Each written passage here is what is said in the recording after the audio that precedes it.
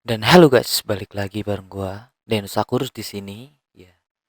Dan di malam hari ini mungkin ini episode pertama tentang gua membahas kayak gini. Entah nanti gua bakalan memikirkan apa segmennya. Cuma gua tertarik banget nih dengan pembahasan-pembahasan gini. Konspirasi kayak gitu, UFO dan lain-lainnya lah, flat earth ya kayak gitu gua suka mendengarkannya juga mengikutinya sebenarnya.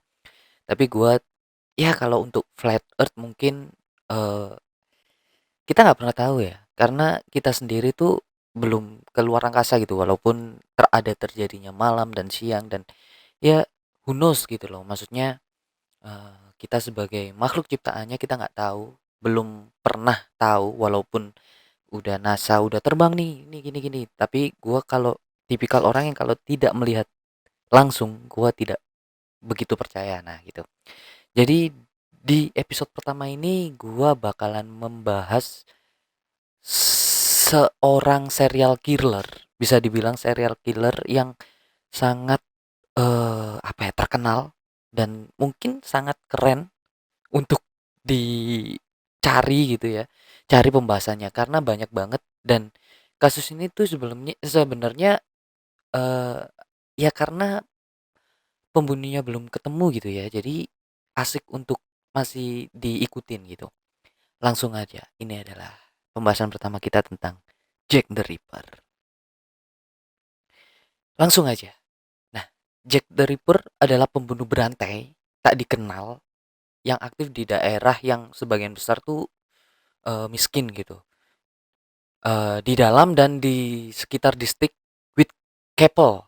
Whitechapel tuh ada di London gitu pada tahun 1888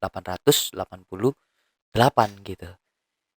Kita tahun generasi 90-an ya mungkin cuma mendengar namanya aja. Mungkin gua juga bakal membahas tentang ya kejadian di Indonesia, tapi gua harus mempelajarinya dulu gitu.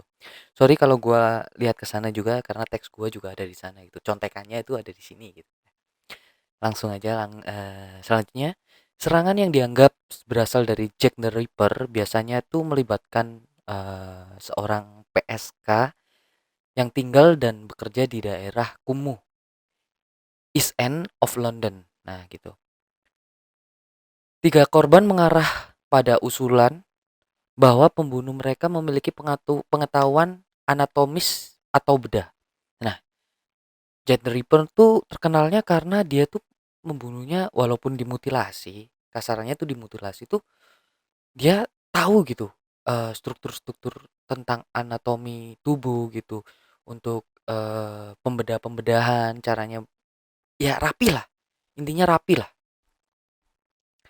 Nama Jack the Ripper ini berasal dari sebuah surat ditulis seorang yang mengaku sebagai pembunuh yang disebarkan di media. Jadi ada entah nih seseorang yang mengaku dirinya adalah gua nih yang bunuh.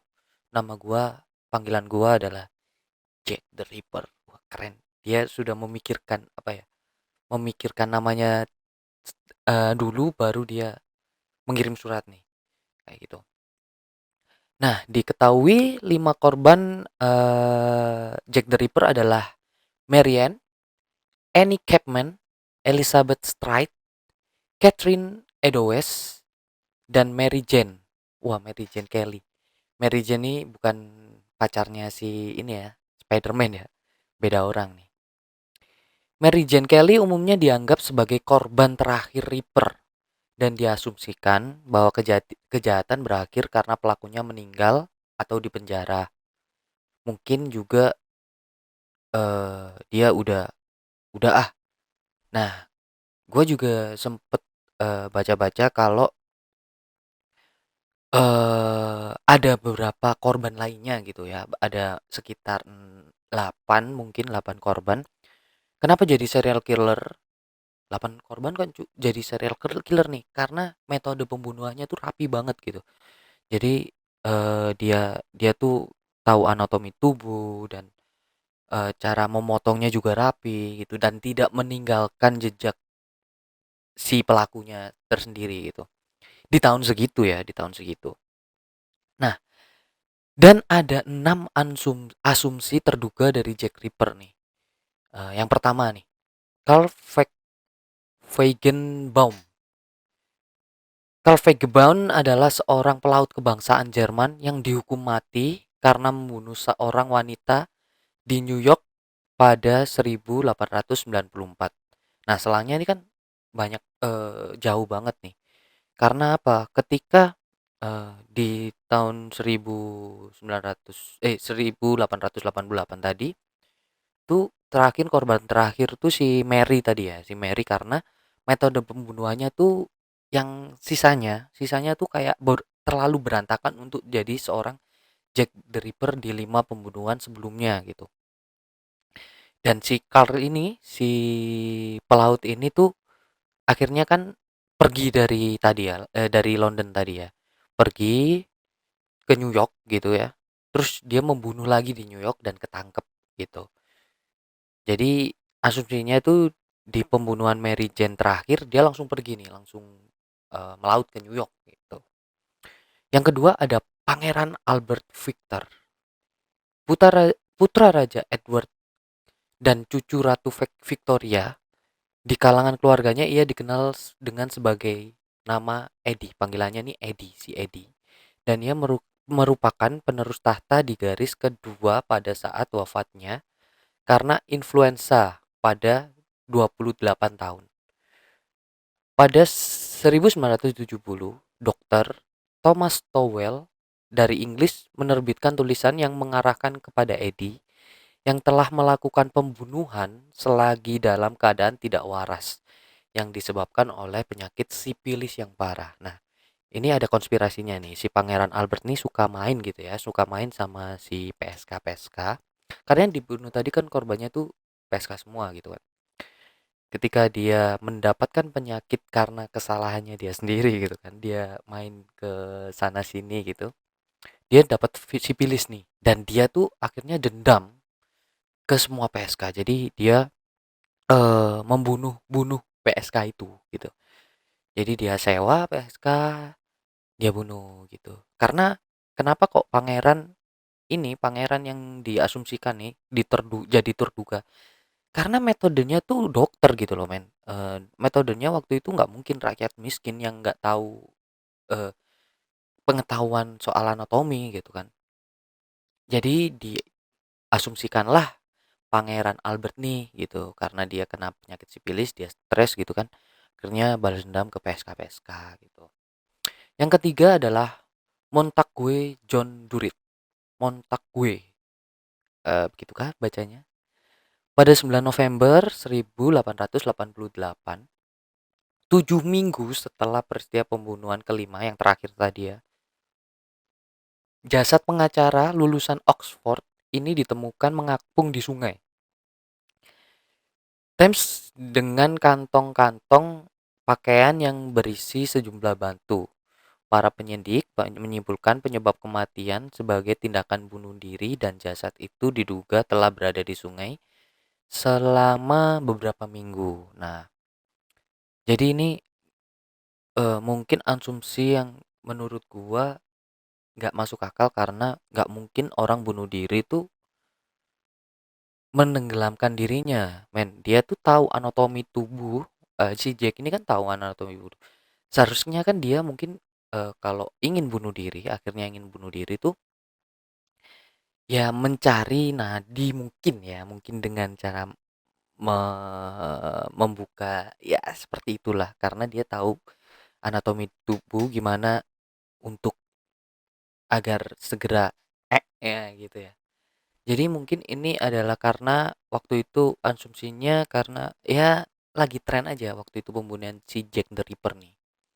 Jadi mungkin ada dia dibunuh, si John Durit ini dibunuh lalu diapungkan gitu ya. Diapungkan ke sungai. Yang keempat ada Walter Sickert. Nah, menjadi pelukis impresionis yang dihormati yang berpengaruh dalam dunia seni.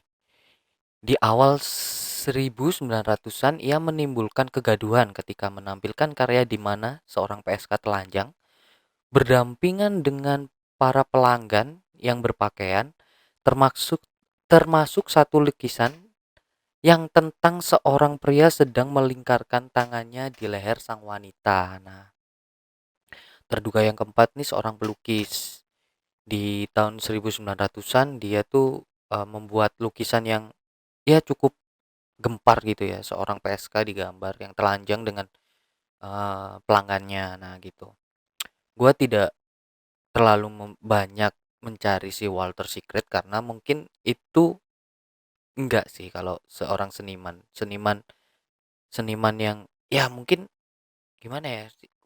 Gua nggak yakin sih si doi ini gitu. Yang kelima ada Robert Mann. Di tahun 2009, seorang sejarawan Inggris bernama Metro mengumumkan bahwa setelah dibantu dengan penelaahan forensik dan psikologis, Metro menunjukkan kepada Robert Mann, seorang pegawai di rumah duka Whitechapel, di mana jasad para korban dibawa untuk diperiksa. Berdasarkan cara pelaku memotong-motong korbannya, para ahli sudah lama menduga bahwa Jack the Ripper memiliki pengetahuan anatomi yang memadai. Yang gue bilang tadi ya, dia tuh sangat mengetahui anatomi yang dimiliki oleh seorang ya kayak gitu tadi, dokter mungkin ya, dokter tubuh, dokter bedah gitu.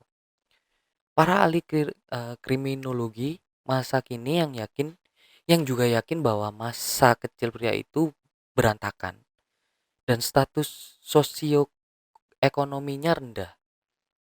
Nah, ini bertolak belakang dengan gambaran yang tentang penguntit kelas atas yang memiliki jas dan topi tinggi. Pria yang berusia 50-an itu menghabiskan masa kecilnya di penampungan orang miskin dan bertugas mengurusi jasad-jasad manusia setiap harinya. Jadi nggak mungkin gitu loh.